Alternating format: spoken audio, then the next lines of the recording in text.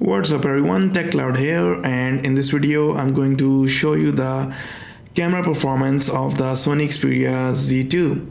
So basically this is the complete camera review of the Sony Xperia Z2. So let's get started, and let's start from the hardware front. The Sony Xperia Z2 has the 20.7 megapixel sensor, and the sensor size is bigger than the regular smartphones. It has 1 by 2.3 inch sensor, and it has the Sony G lens. It is capable to produce the videos up to 4K, and it can actually downsamples the photos from 20.2 megapixels to 8 megapixels, provided if you want to do that to improve the quality of the photos. It has the dedicated camera shutter button, and if you hold the shutter button long enough, you will be able to launch the camera app. Let's look at the camera interface first, and then we can move to the sample photos and the videos. The camera interface mostly remain the same if you have seen the camera interface of the Sony Xperia Z1 and the Z1 Compact. The first top right button basically will allow you to open the gallery app, and here you can review your photos. The next button available is the shutter button, then you have the movie record button, and you have the mode button. Right now the camera is in the superior auto mode, and this is where the Sony magic actually happens. On the left hand side, the first button is to control the flash, the second one is to switch between the front and the back camera. And let's open the menu button. There are a number of options available. You can change the aspect ratio, self timer, smile shutter, and preview on and off, and you can actually turn on the burst mode when you long press the shutter button as well. You can turn on the face registration as well.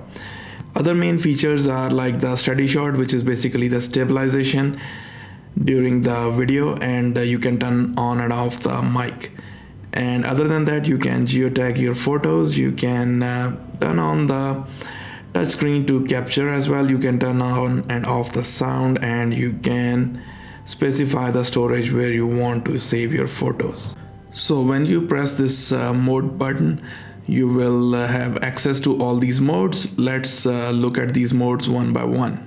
As soon as you enter into the manual mode, you will notice the first difference is there is no movie record button, rather there is a mode switch available which you can use to switch between still and movie. And there are also scene modes available. Depending upon the scene you are shooting, you can choose the scene here, and you can also change the white balance and the exposure compensation, and you can also turn on the flash, and you can switch between front and rear facing cameras. So basically other options mostly are same, except you have HDR available as well. You can change the resolution, and you can change the ISO as well. You can change the metering mode, and also you can change the focus mode as well. Sony has not fixed the issue that if you turn on the stabilization, the image stabilization, then you cannot change the ISO, it will go to automatic. And if you change the ISO, then image stabilization will turn off automatically. It records very nice 4K videos with the great image stabilization. So you can actually change the white balance and the exposure value, and you can turn on and off the microphone as well as the stabilization. Time shift video is basically the slow motion video, and it works in similar principle that I have seen on iPhone 5s. Basically you will record a movie, and after you have finished recording the movie, you will be given an option to mark the areas that you want to slow down, and rest of the areas will actually run in the regular frame rates. I've actually prepared a sample for you, and you can watch the sample. So once you are done, you can either review what you have done, or you can just save the file.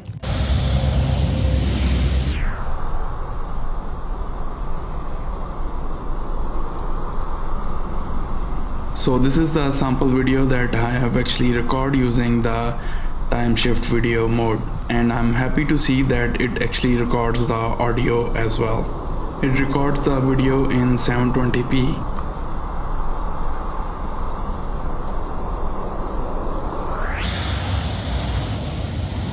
The background defocus is basically a software implementation to blur the background. This shot I took in this mode and it turned out well. However, this does not work very well all the time.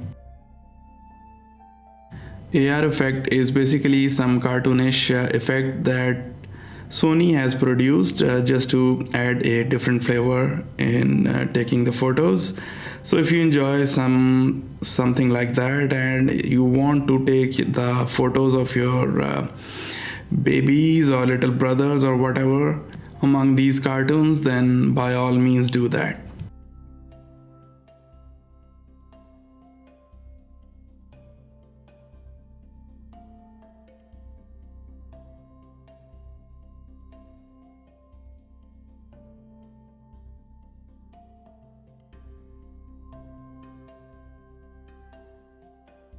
Creative effects are basically the different kind of filters available within the camera app, and you can select this filter first and then you can take the shot. Some of the effects are very nice, and pencil color is my favorite among all effects.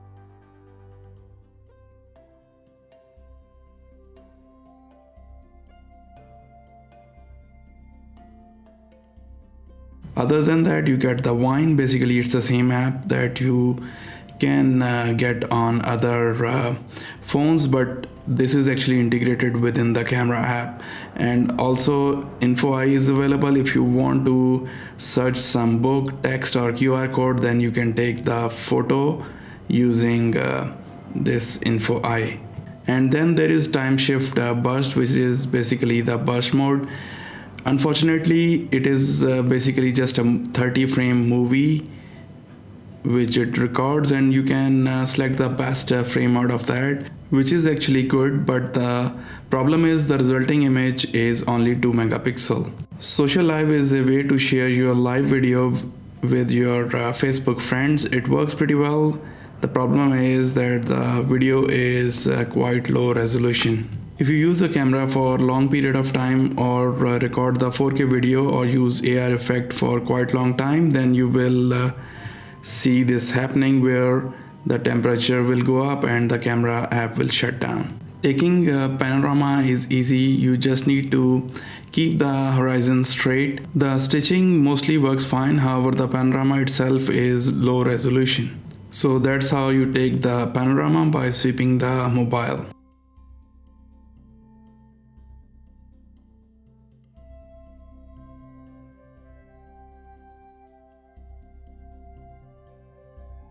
So now let's look at the sample photos and videos. In the broad daylight, the Sony Xperia Z2 takes excellent photos and pretty contrasty and well balanced photos, and not much wrong with it, and plenty of detail is actually shown in the shots, and I'm very happy to see such kind of performance. However, there are at times white balance issues which we will discuss later.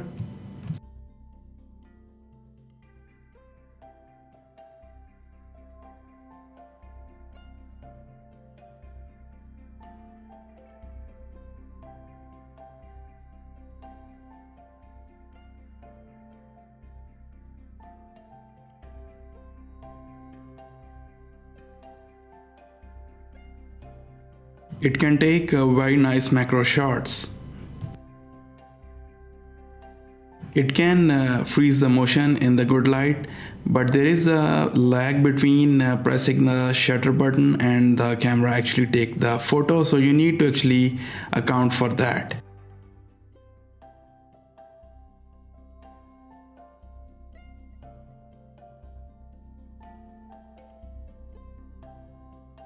It also takes the HDR photos, and mostly HDR photos works fine. However, I would like to see little bit better HDR as well. However, there is nothing wrong with these. I want to see a little bit more dynamic range.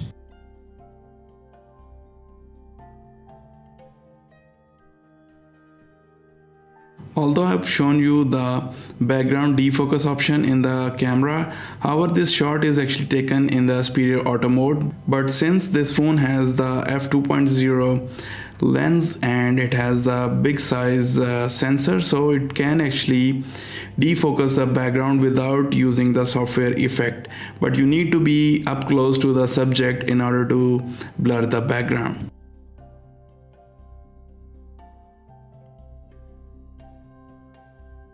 Not everything is perfect with the Sony Xperia Z2 camera. For example, in the broad daylight, it has actually some white balance issues, and at times actually it shows blue tint on the photos. That's because of the white balance problem. It is very easy to fix. You need to actually switch to manual mode and take the shot while you switch the auto white balance to the daylight setting, and I took this shot on the daylight setting and it came perfectly fine.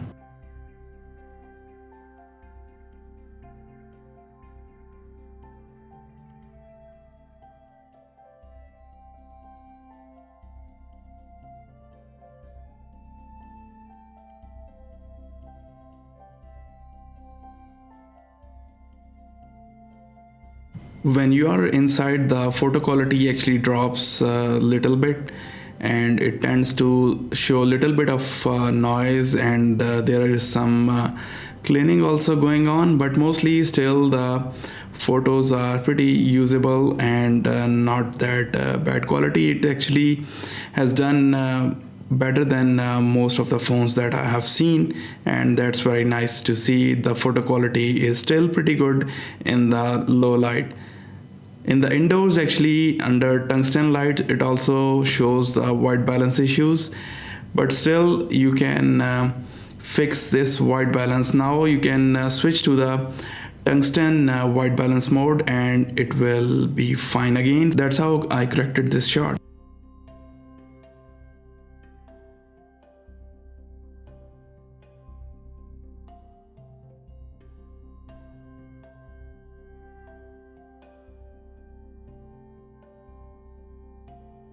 At night, when you are outside and there is not enough light, there is actually noise in the photos, but the camera still holds pretty much well. And if you are actually careful and you know how you can take the photos and how you want your photos, still you can take very nice shots even under the low light. I took this shot and the coming shots in the manual mode, and I lowered the ISO to 400 or 200 while holding the phone pretty steady, and they actually came out very well, and the noise in these shots were actually very less as compared to if I take the shot in auto mode. The auto mode photos are also usable, but the manual mode with ISO 400 and 200 outside will be very good. These shots were actually taken using the Xperia auto mode, and this one was using the flash as well. Let's look at the video quality. This particular video was shot in 1080p mode, and most of the focusing problem are actually gone, but there is however still the focus actually hunts little bit, and it waits a little and then it hunts little bit, and everything comes back in focus. However, I want the focusing to be smooth so that there is no visual hunting while recording the video. It records a very nice quality stereo audio, and you can use your headphone to hear it.